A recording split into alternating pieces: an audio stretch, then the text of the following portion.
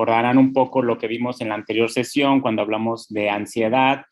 Pues es algo parecido cuando tenemos que hablar de lo que comúnmente llamamos tristeza, ¿no? La tristeza, como ya todos ustedes lo han de haber visto en esta película de Pixar, Intensamente, bueno, pues es una de las emociones básicas, ¿no? Junto con el miedo, la ira, el asco, desagrado, la felicidad y la sorpresa, ¿no? Es una de las 6 emociones básicas que tenemos todos nosotros como primates superiores, seres humanos. Curiosamente, todas 5 de estas 6 emociones básicas, bueno, pues son las protagonistas de esta película que les menciono. Eh, todos, y aquí sí puedo asegurarlo, aunque no los conozca cada uno de ustedes que están conectados, pero les puedo asegurar que todos hemos sentido tristeza, ¿no? Por lo menos una vez en la vida, ¿sí? Si no es que en repetidas ocasiones. ¿Y qué es la tristeza? Bueno, es algo de repente difícil de describir cuando uno se siente triste. No, cuando uno se siente triste no tiene duda de que está triste. Pero cuando uno le piden, oye, ¿y cómo se siente estar triste? Bueno, ahí ya empieza a haber ciertas dificultades porque es algo parecido al dolor. Por ejemplo, cuando nos cortamos, pues sabemos que duele, pero es difícil describir el dolor, ¿no? Y sobre todo porque es algo subjetivo y que cada persona va a experimentar de forma diferente, ¿sí? Pues la tristeza no es la excepción, es una clase de dolor, pero emocional, o es un estado afectivo provocado por un decaimiento espiritual y expresado a menudo mediante el llanto, el rostro abatido, la falta de apetito, la lasitud, etc. Estas serían las características que incluso hasta podemos ver en caricaturas cuando algún personaje está triste, ¿no? Los ojos llorosos, el entrecejo, bueno, en forma como de triángulo, esta forma de la boca, ¿no? Como típicamente lo ponemos como si las comisuras se dirigieran hacia abajo, etcétera.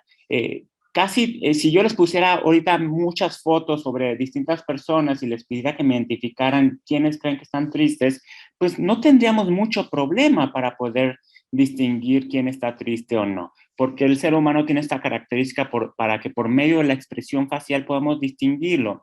Pero también puse esta diapositiva para explicarles bueno, la tristeza, si bien es cierto que está esta imagen clásica de una persona que está triste, como lo vimos en la diapositiva anterior, una persona puede estar triste y no tener estas características, y eso es también muy válido.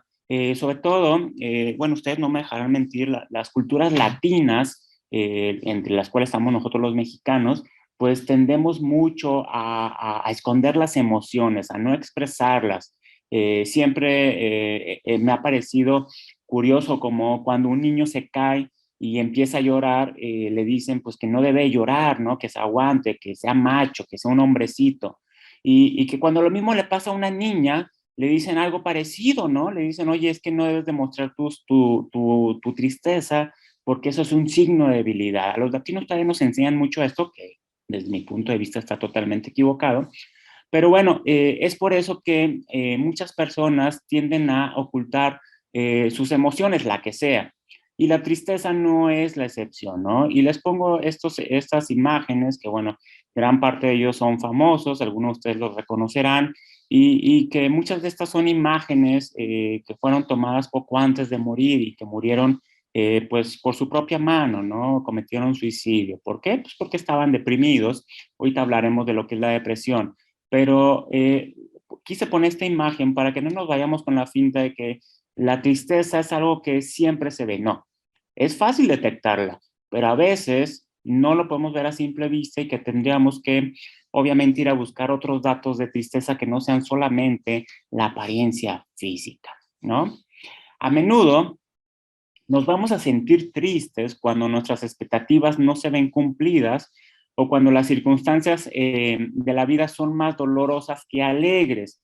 Generalmente, la tristeza aparece como una señal de duelo, y duelo es la pérdida de algo, la pérdida de un ser querido, la pérdida de un trabajo, la pérdida de la escuela, puede ser cualquier tipo de pérdida, ¿no? Entonces, la tristeza puede aparecer en estas circunstancias y típicamente, pues, se le considera que es el lado opuesto de la alegría. Ahí sí no estoy tan de acuerdo porque, bueno, al final de cuentas, la tristeza es una emoción que nosotros los médicos llamamos displacentera. Y displacentera significa que se siente feo, que no es agradable, ¿sí? A diferencia de la alegría, que cuando uno está alegre, uno está contento, se siente bonito, ¿sí? Ahí casi nadie tiene problemas con la alegría, pero ahorita les voy a poner la excepción de esto. La vez pasada que hablábamos de la ansiedad, bueno, también la ansiedad es un estado displacentero porque se siente feo, no se siente el mismo desagrado que con la tristeza, pero también se siente de una forma fea, ¿no? Entonces, estas serían algunas de las características de la tristeza. Y la tristeza, al igual que la ansiedad, como lo vimos la vez pasada, pues es una emoción normal, natural. No estoy de acuerdo cuando le dicen emociones negativas, porque no hay ninguna emoción negativa, todas tienen una utilidad y todas tienen una función. Entonces, hay que irnos quitando como la idea de emociones positivas y emociones negativas, ¿no? Esa es una forma muy simplista de catalogarlas, más bien, si quisiéramos catalogarlas, tendríamos que ponerlas como pues, las emociones que se sienten bonitas o que son placenteras, y las emociones que no se sienten bonito o que no se sienten padre y que son las displacenteras. Ahora, ya les dije, ¿no? Al igual que la ansiedad, la tristeza sirve para algo, ¿sí? Es un estado emocional que nuestro cerebro ya lo traemos todos por default. Nadie nos enseña a estar tristes, más bien aprendemos a identificar el estado de tristeza y que sirve para algo. Y vuelvo a poner esta imagen de este personaje, de esta película, porque al final de cuentas, si han visto la película intensamente, este personaje es realmente el héroe de la película, aunque parezca que es Alegría quien es el protagonista de la película, no, la película es salvada por el personaje que se llama Tristeza. No voy a spoilearles nada para los que no la hayan visto, si alguien no la ha visto, pues se la recomiendo mucho, y salva la película en base a para lo que sirve la tristeza. La tristeza resulta imprescindible para poder adaptarnos a la pérdida. O sea, cuando hay un duelo, cuando hay una pérdida de algo, de un ser querido, un trabajo, una circunstancia, una situación, de dinero, de lo que sea, aparece la tristeza, ¿sí? Ejemplos de que puedan hacernos esto, bueno, pues despedidas de personas que se van, ya sean temporal o definitivamente, el fallecimiento de alguien, no conseguir un proyecto, etcétera. Y lo que va a servir la tristeza es crear una especie de periodo de enlentecimiento para favorecer la reflexión.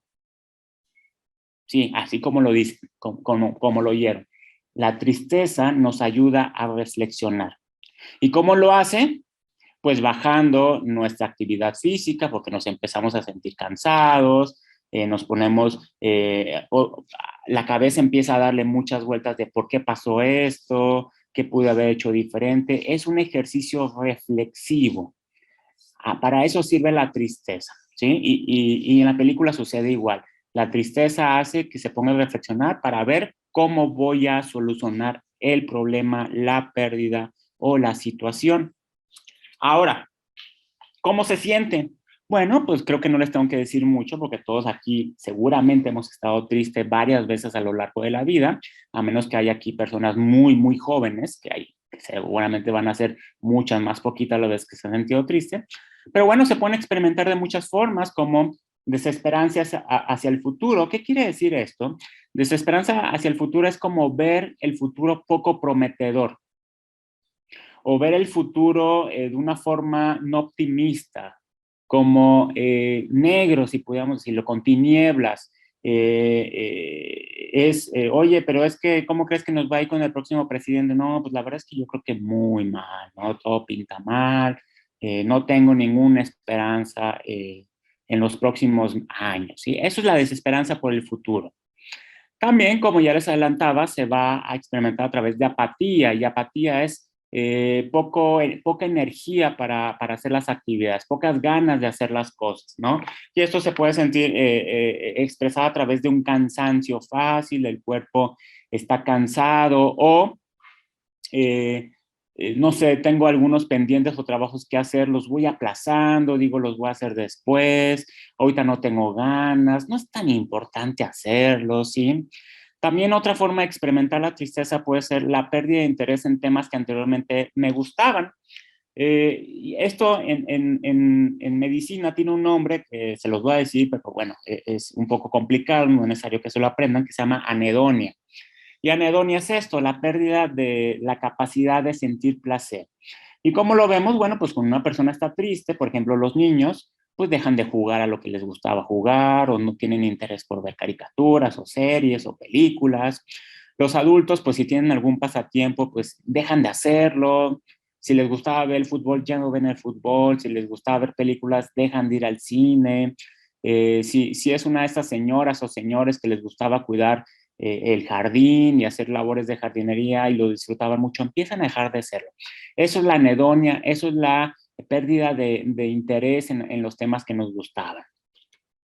Puede sentirse también con un aumento de sueño, o sea, tener mucho sueño durante el día, pero también puede aparecer la pérdida de sueño. Típicamente, digo, no exclusivo, pero típicamente la persona que está triste tiene algo que se llama despertares tempranos, o también como se le llama insomnio terminal, que es cuando, si normalmente se levantaba a las 5 o 6 de la mañana, empiezan a despertarse sin alarma ni nada, sin que se lo propongan, a las 2 de la mañana. Y ya no se pueden volver a dormir, ¿sí? Están con el ojo pelón. Esos son los despertares tempranos y clásicamente están asociados a la tristeza, ¿sí? No es exclusivo, pero sí son los típicamente asociados. Lo mismo puede pasar con el apetito, ya que una persona que está triste puede haber una pérdida de apetito, o sea, ya no tiene deseos de comer, no sé, por ejemplo, al chico o la chica que se le declaró al galán o a la galana y le dice, pues no, no me interesas, no eres mi tipo, mejor quiero que sigamos amigos, pues ese adolescentito va a empezar a dejar de comer en los próximos días, ¿sí? Es esperado, pues se siente triste. Pero también puede pasar lo contrario, que una persona que está triste puede empezar a comer de más. No es lo común, pero puede suceder. O sea, dejar de comer o empezar a comer mucho pueden ser síntomas de tristeza. Y otros, puse otros porque en realidad puede haber muchas otras formas de expresar la tristeza. Algunas personas cuando se ponen tristes empiezan a tener como dolores musculares inespecíficos, dolor de cuello, dolor de espalda, dolores de cabeza, claro que sí. También puede haber dificultad para poner atención. El que está triste, como está pensando y reflexionando sobre la circunstancia que lo tiene así, pues obviamente eso va a hacer que ponga menos atención hacia el exterior y supongamos que es un estudiante, pues va a empezar a ir mal en la escuela. O si es un trabajador, pues va a empezar a tener un menor desempeño laboral. Entonces, síntomas de tristeza pueden haber muchos, desde estos clásicos que les acabo de presentar, perdón, a algunos que si bien son más raros, pues claro que también son síntomas de tristeza. Ahora, si ya sabemos que es la tristeza, entonces, ¿es lo mismo que depresión? Pues yo le diría, la respuesta corta es no. Pero también les debo decir que la palabra depresión es una palabra que ya está muy difundida en la población general y que la población, digamos, no lega, no médica, pues las maneja como sinónimos, ¿sí? Y entonces no es raro que alguien en una conversación informal entre amigos diga, pues es que ando depre, ¿sí? Pero eso se refiere a ando triste. No está hablando precisamente de lo que ya en medicina conocemos como esta entidad nosológica que se llama depresión. Para nosotros los médicos, cuando hablamos de depresión, es que ya esa tristeza que hablamos hace ratito, que es perfectamente válida y normal, ya no es útil, ya no está siendo favorecedora del individuo, ya no le está permitiendo hacer este ejercicio de reflexión para solucionar un problema, sino que ya se está convirtiendo en una situación duradera, intensa y disfuncional. O sea, ya estamos hablando de una condición patológica, de una enfermedad. Entonces, en términos sencillos, depresión no es lo mismo que tristeza, pero sí entiendo que la gente allá afuera, en la calle, la población general los utilice como sinónimos, aunque sabemos que no es así.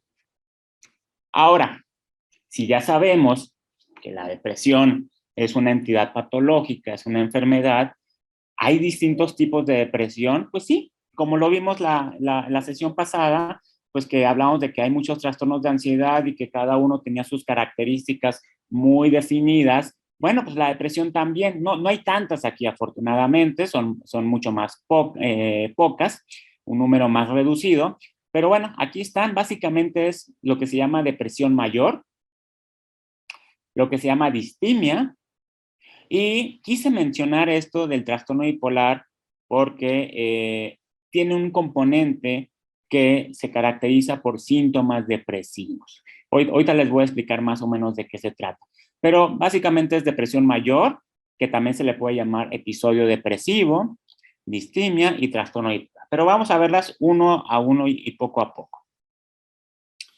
El episodio depresivo, o también llamado depresión mayor, y esto depende mucho de la clasificación que uno esté usando. Los médicos usamos clasificaciones para poder comunicarnos entre nosotros, y si yo pongo un diagnóstico aquí y mi paciente va a Japón, pues el médico japonés a lo mejor no va a saber leer el español, pero si ve mi clave que yo pongo, pues va a poder saber cuál es el diagnóstico que yo di. Entonces, nos favorecen mucho a los médicos las clasificaciones, pero por eso a veces ustedes encontrarán que una misma enfermedad puede tener nombres ligeramente diferentes, como en esta. Entonces, un episodio depresivo o una depresión mayor se caracteriza, pues, bueno, por un estado de ánimo bajo, triste, con esta pérdida de la capacidad de sentir placer, con insomnio, dificultad para dormir o con un sueño, con un aumento de sueño durante el día. Puede haber ya la presencia de ideas de culpa.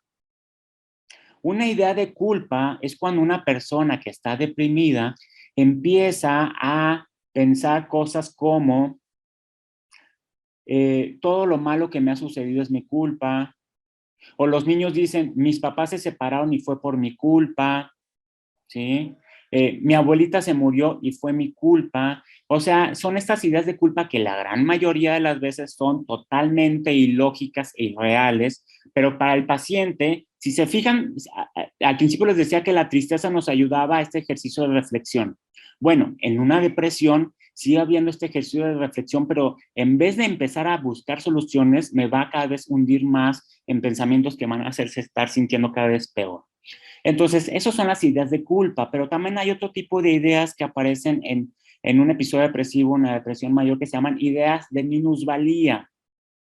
Las ideas de minusvalía es cuando el paciente se empieza a valorar a sí mismo como soy un inútil, no sirvo para nada, todas las demás personas lo hacen mejor que yo, todas las demás personas son mejores que yo, en mi trabajo no sirvo para nada, todos mis compañeros son mejores, soy un mal estudiante. O sea, puras ideas donde yo voy a ir disminuyendo mi valor personal, y esas son muy características de la depresión. Ahora, la depresión se puede catalogar en base a su severidad, o sea, de qué tan grave es, en leve, moderada o grave o severa, que son sinónimos. En estadios graves o en episodios depresivos graves, puede incluso las personas, aparte de lo que les acabo de mencionar hace unos minutos, pueden empezar a presentar ideas que nosotros llamamos ideas de muerte. Las ideas de muerte es cuando una persona empieza en este proceso de reflexión, de estar pensando y dándole vueltas a la cabeza muchas ideas, en tal vez todos estarían mejor si yo no existiera. El mundo estaría mejor si yo no estuviera aquí.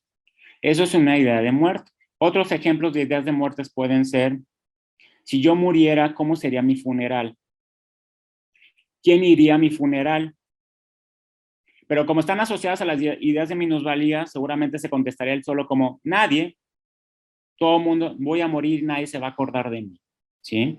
Eso es una idea de muerte.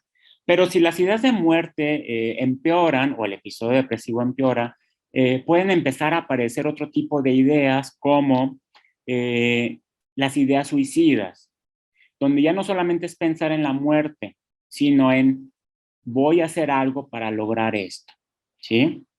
Como, sí quiero morir, y no solamente quiero morir, voy a intentar hacer algo para lograr. Estas ideas de muerte, obviamente hay unas de mayor severidad que otras, pueden estarse acompañadas de algo que nosotros los médicos llamamos plan suicida. Y plan suicida es cuando no solamente la persona está pensando en hacerse daño, sino ya tiene un plan que puede estar poco o muy estructurado.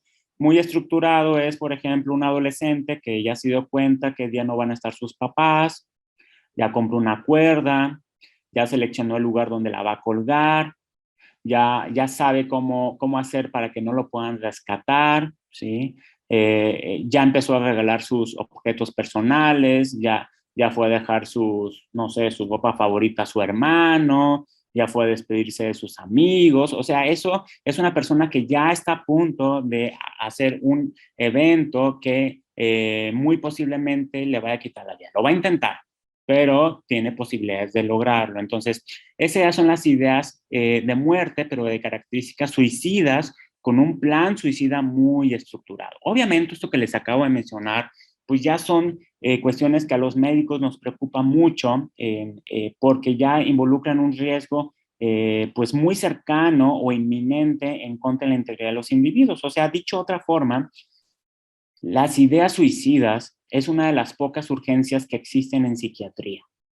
Casi no tenemos urgencias médicas los psiquiatras, pero de las que hay, esta es una de ellas, es cuando existe un riesgo suicida suficiente. Eh, ok, para poder hablar de que alguien tiene un episodio depresivo, tenemos que hablar de tiempos. Si ya les mencioné que es normal estar triste y que eso no significa ningún estado patológico y que todos nos hemos sentido tristes una vez, entonces, ¿cuándo la tristeza se convierte en algo que ya me debe preocupar, en una enfermedad? Bueno, cuando esta tristeza dura todos los días, la mayor parte del día, por lo menos 15 días continuos, 2 semanas, ¿sí? Si se cumple esto, ya estamos hablando de un episodio depresivo, ¿sí? Ahora, algunos se preguntarán, oiga, doctor, ¿y qué pasa si alguien que está deprimido no recibe tratamiento? ¿Se le quita solo? Sí, hay una evolución natural. Algunos estudios señalan que los episodios depresivos sin tratar duran en promedio 2 años, ¿sí? Y cuando digo en promedio es que puede ser un poco menor o un poco mayor, o sea, puede durar un poco menos de 2 años o un poco más de 2 años. ¿Y esto qué significa? Bueno, pues que la persona así sin tratamiento, pues digamos, como diría mi abuelita, pues él se lo va a curar a la macha o a lo macho, pero bueno, definitivamente no es muy agradable y sobre todo si tenemos en cuenta esto, ¿no? De que a veces pueden haber estadios tan graves donde incluso se ponga en peligro la vida, ¿sí? Esto es lo que se llama episodio depresivo o depresión mayor. Pero tenemos esta otra categoría de, digamos, trastornos depresivos que se llama distimia. A lo mejor esta palabra sí no la habían escuchado, esta no es tan conocida como depresión, pero básicamente son síntomas depresivos como los que ya hablamos, tristeza, apatía, cansancio, fatigabilidad, disminución en el rendimiento escolar, disminución en el rendimiento laboral, que no son tan intensos o graves como para pensar en una depresión. O sea, aquí raramente vamos a encontrar ideas de muerte, no vamos a encontrar definitivamente ideas suicidas. Son síntomas de leves a moderados, dicho de otra forma. Pero ¿cuál es el problema con la distimia? Que estamos hablando de síntomas depresivos de larga duración. ¿De cuánto? Preguntarán. Bueno, en el caso de niños, niñas y adolescentes, tienen que durar por lo menos un año para pensar que ese menor de edad tiene una distimia. En el caso de adultos, aumenta el rango, tienen que ser por lo menos 2 años continuos con estos síntomas depresivos de leves a moderados para poder pensar que el paciente ya tiene un cuadro distímico o distimia, ¿sí? Les vuelvo a decir, no vamos a encontrar síntomas graves. Si ya hay ideas de muerte, tenemos que pensar en el anterior, en este, pero sí son síntomas depresivos que están ahí, que no se van, que son molestos, que no permitan a las personas funcionar adecuadamente y que duran mucho tiempo.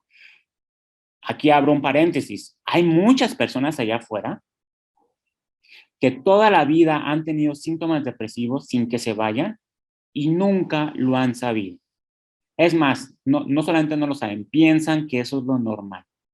Piensan que es normal estar tristes, piensan que es normal estar cansados todo el tiempo, no poderse concentrar. Esa es su normalidad ya, cuando en realidad estamos hablando de una distimia y muchas veces hasta años o incluso algunos casos décadas así, ¿sí? Y eso habla, pues, bueno, de un fracaso en el sentido de identificación de algo que puede mejorar y eso, bueno, pues es algo que se nos cuelga a los médicos porque nadie ha detectado a esa persona que evidentemente puede estar mejor con un tratamiento.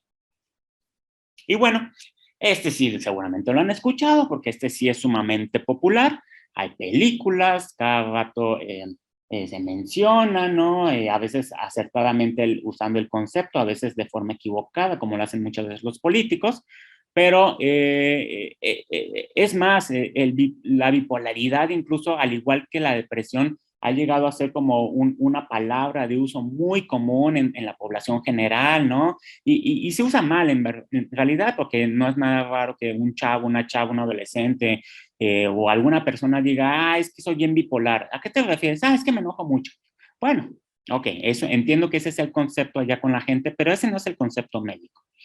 El trastorno bipolar, y lo menciono aquí, es una condición afectiva donde una persona va a presentar tanto episodios depresivos como estos que ya mencionamos, pero que se van a estar alternando con episodios también de cambios afectivos, pero que se llaman de manía o hipomanía, ¿sí? Por eso se llama bipolar, porque anda oscilando o anda cambiando en extremos de un mismo cuadro afectivo, o sea, entre una tristeza intensa, llamada depresión, o una alegría intensa, llamada manía, o un poquito menos intensa, hipomanía. ¿Cómo se caracterizan los cuadros de manía? Bueno, la persona, digamos, si tuviéramos que recordarlo para un examen, yo les diría, pues es lo contrario de una depresión. La persona está muy, pero muy contenta. No está alegre, está exageradamente contenta. Yo siempre les digo a mis médicos jóvenes que están formándose aquí en el hospital que una vez que ven un cuadro de manía, no se les va a olvidar nunca porque es característico. Es una alegría exagerada. A veces es tan exagerada que la alegría se convierte en irritabilidad. Se enojan muy fácilmente, ¿sí? Y si ya les mencionaba que en la depresión las personas duermen mucho o están muy cansadas, aquí es lo contrario. En la manía las personas empiezan a tener mucha energía, se cansan, se cansan muy difícilmente, duermen muy poquito tiempo en las noches y con eso es más que suficiente. No es insomnio, porque parecería que es insomnio porque están durmiendo muy poquito. No, no es insomnio, se llama correctamente disminución en la necesidad de dormir. Podrán dormir 1, 2, 3 horas y se levantan llenos de energía, ¿sí? Hay un aumento en el deseo sexual, ¿sí? La cabeza, el pensamiento va tan rápido a diferencia de la tristeza donde el pensamiento se pone reflexivo, lento, meditabundo. No, en la manía el pensamiento va tan rápido que se la pasa haciendo planes, proyectos, aunque no tengan mucho fundamento o evidencia o bases, pero el pensamiento se acelera. Es algo que los médicos llamamos taquipsiquia. Entonces, el paciente está alternándose entre episodios de manía,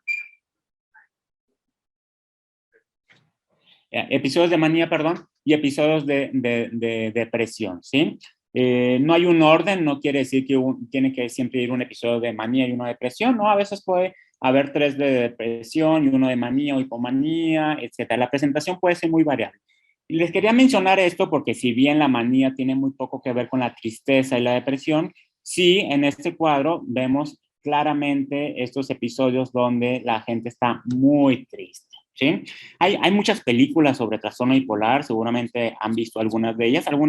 Yo creo que una de las más académicas, aunque realmente es una muy mala película, es muy aburrida, pero una viejita es esta donde sale Richard Gere de joven, que en español le pusieron un seductor irresistible, pero que en inglés se llama Mr. Jones.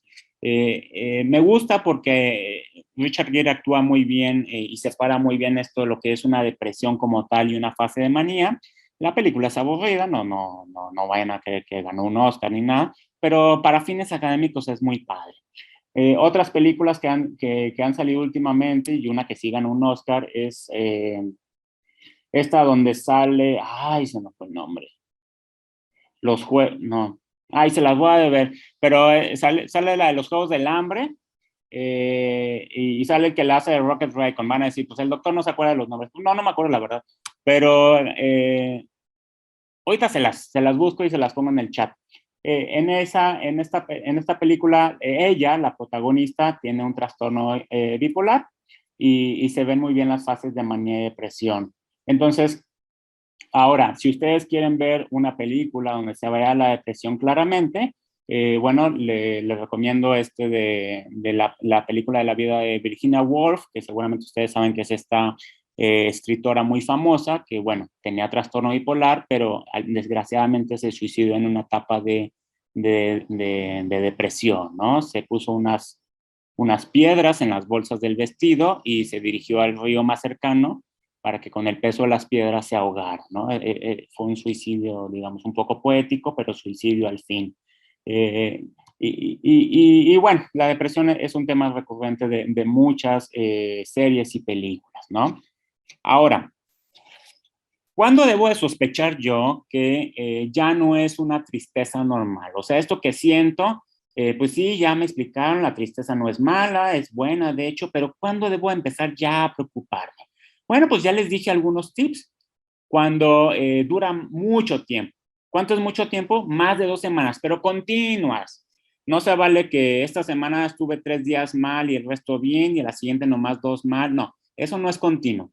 La persona que ha estado deprimida sabe que esa tristeza, perdón, no se va, ¿sí? Que la gente te dice, échale ganas, ay, anímate, ve a una fiesta. No, no podemos decirle eso a una persona porque no es algo que él desee, es un estado patológico. Yo siempre les pongo el ejemplo a mis pacientes que se sienten culpables de estar deprimidos, que es como si le dijéramos a un paciente con VIH, que le dijéramos, oye, échale ganas para que le venzas al virus. Pues no es algo que se maneje con la voluntad. Pues es como si alguien tuviera diarrea y le dijeras, oye, concéntrate para que ya no tengas diarrea. Pues no va a pasar eso. Y es lo mismo con la depresión. Es un estado permanente, continuo, que dura mucho tiempo. La tristeza es intensa, no es una tristeza que duró poquito y fue muy fuerte y después se fue. No, es una tristeza intensa y que dura muchas horas, días e incluso semanas. Y sobre todo no permite trabajar, para los que trabajan, no permite estudiar y no permite desempeñarse adecuadamente. O sea, la persona que está deprimida pierde completamente la funcionalidad. Si es estudiante, empieza a bajar de calificaciones. Si es un trabajador, pues empiezan a llamarle la atención por un bajo desempeño. A veces incluso los llegan a correr del trabajo por un mal desempeño. Si es una ama de casa, bueno, obviamente no va a estar cumpliendo con sus labores propias de ama de casa o va a descuidar a sus hijos. ¿Por qué? Porque va a tener mucho sueño, va a querer estar dormido, ¿sí? Y bueno, lo que ya les había mencionado hace rato, en casos graves incluso pueden tener pensamientos suicidas. Ahora, ¿qué puedo hacer para ayudarme? O sea, no estoy hablando de cuando ya tengo una enfermedad, sino esto es algo que me preguntan mucho en el consultorio. Oiga, ¿y qué puedo hacer yo para, pues, si bien no puedo evitar tal vez estar en algún momento deprimido, ¿qué puedo hacer para disminuir la probabilidad? Digo, bueno, ahí sí podemos hacer muchas cosas, ¿no? Podemos tener básicamente un estilo de vida sano.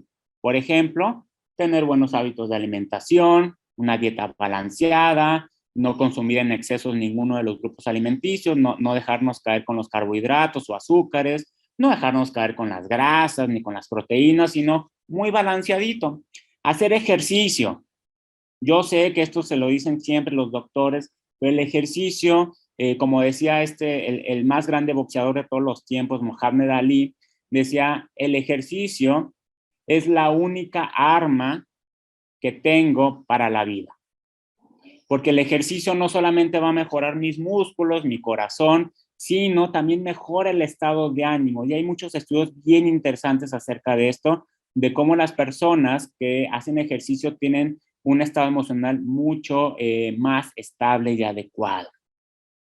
Hay que también tener actividades de diversión o esparcimiento, porque en esta vida no todo es trabajo. También tenemos que tener tiempo para diversión, tiempo libre, que pues bueno, no sé, si te gusta ir al cine, si te gusta ir al teatro, si te gusta leer, si te gusta ir a tomarte un cafecito, salir con los amigos está bien. Ahora, también ayuda mucho evitar el consumo de sustancias de abuso, como que, pues, las sociales, que serán el alcohol y el tabaco, o cualquier otra sustancia de abuso ilegal, como sería cannabis, cocaína, alcohol, etc. Todas las sustancias, hay una relación íntima entre drogas de abuso, marihuana, alcohol, tabaco, cocaína, opioides, lo que ustedes quieran, y salud mental. Casi siempre van de la mano un problema de consumo de sustancias con un problema de salud mental, que puede ser tanto trastornos de ansiedad, como los que vimos la sesión pasada, como trastornos afectivos depresivos. También ayuda mucho tener relaciones interpersonales sanas. ¿Qué quiere decir esto de relaciones interpersonales sanas? Pues, qué complicado nombre. Pues básicamente es pues, tener una buena vida de pareja, amigos cercanos, amigos con los que yo pueda platicar, con los que pase buenos ratos, que también puedan ser fuentes de apoyo. Si tengo familia, hijos, padres, hermanos, tíos, pues tratar de mantener un estilo de convivencia sanos con ellos, ¿no? Si practican la meditación en alguna de sus múltiples formas que hay actualmente de meditación, yoga, mindfulness, etcétera, hay muchas, bueno, pues eso también ayudará bastante. Y puse etcétera porque al final de cuentas, cada vez la oferta de actividades para tener un estilo de vida sano van creciendo afortunadamente, ¿no? Ya no es como antes que pues había ejercicio y diversión y se acabó. No, ahora ya hay muchas formas, ¿no? Y ustedes no me lo dejarán mentir. Está de moda, mucho esto de moda de musicoterapia, etcétera. Cualquiera de estas que les ayude a tener un momento de introspección o de reflexión, pues va a ayudar mucho. Ahora, si ya tengo un trastorno depresivo, ¿qué opciones hay? ¿Qué tengo que hacer? Bueno, si sospecho que tengo, ya esto ya no es una tristeza normal, esto ya es patológico, bueno, entonces hay que acudir con un especialista. Y si puede ser un especialista de salud mental, pues mucho mejor. Eh, ¿Quiénes son los especialistas en salud mental? Bueno, pues los psiquiatras, los psicólogos, básicamente. Tengo dudas si tengo que ir con un psiquiatra, bueno, pues ve con un médico general para ver si te canaliza con un psiquiatra. Eh, Ahora, ¿hay tratamientos para la depresión? Sí. Y afortunadamente, eh, eh, a, a, llevamos décadas probando tratamientos y cada vez son más efectivos. ¿Y por qué les digo esto? Porque hace como pues ya casi 100 años, pues sí había tratamientos para depresión, pero hasta cierto punto eran un poco molestos, incluso a veces peligrosos, ¿sí? Yo ahorita les pongo un ejemplo muy famoso. Eh, eh, pero antes, yo sé, a lo mejor a ustedes les suena la palabra barbitúricos, que ahora siguen existiendo, pero ya solamente se usan en veterinaria. Pero antes los barbitúricos son buenos antidepresivos porque sí mejoran el estado de ánimo.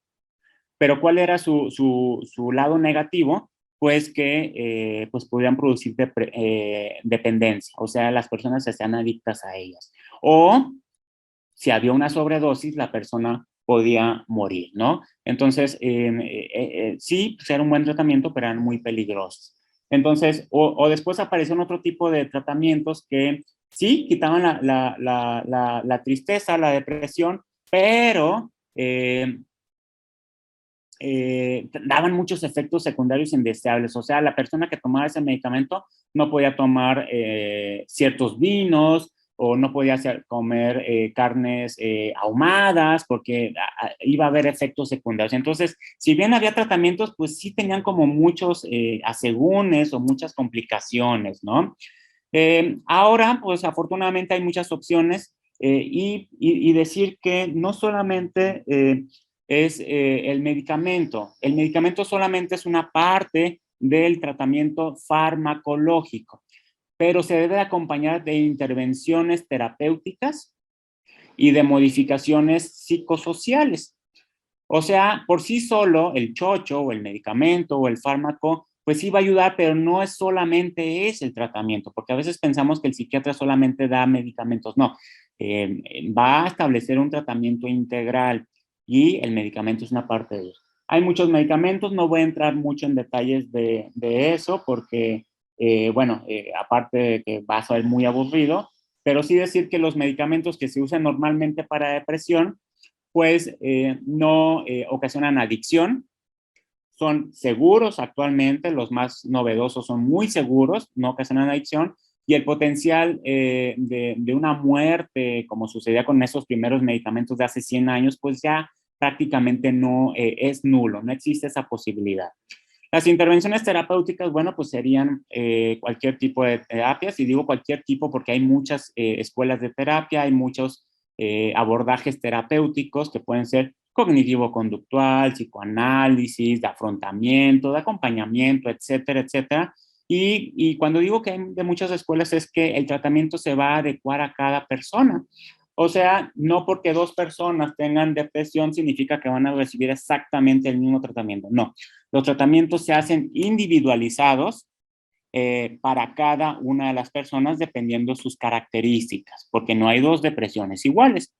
Y las modificaciones psicosociales pues tienen que ver con lo que hablamos anteriormente, ¿no? Hacer que la persona haga ejercicio, se active, tenga un buen soporte familiar, tenga una buena red de amigos, si puede practicar algún tipo de meditación también ayudaría, que empiece a adquirir estilos de alimentación sanos. Digo, no quiero entrar en muchos tecnicismos, pero desde hace ya varios años, y no es que hasta tal vez 2 décadas, ya se considera que la depresión también es una enfermedad inflamatoria, porque empiezan a suceder muchos eventos dentro del cuerpo de una persona deprimida que despiertan esto que los médicos llamamos la cascada de la inflamación. O sea, una persona que está deprimido está sufriendo un proceso inflamatorio. Y por eso, es muy similar al que sucede en las personas, por ejemplo, con obesidad, o como por ejemplo lo que ahorita todavía no salimos de la pandemia, el COVID también tiene un componente inflamatorio muy importante, ¿sí? Y bueno, ya para casi ir terminando esta presentación y pasar a la sección de comentarios y preguntas y lo que ustedes quieran aportar, pues cerrar con esta especie de conclusión. La tristeza, ese sentimiento, esa emoción, pues es algo perfectamente normal, esperado, característico del ser humano, es benéfico, nos es útil, nos permite solucionar problemas, perdón, nos permite sobrepasar circunstancias difíciles, pero la depresión no. La depresión ya es un estado patológico, ya me está produciendo afectación en mi salud, ya me está produciendo afectación en mi funcionamiento y definitivamente nadie debería de acostumbrarse a vivir con depresión. Y bueno, con esto cierro la presentación. Muchas gracias.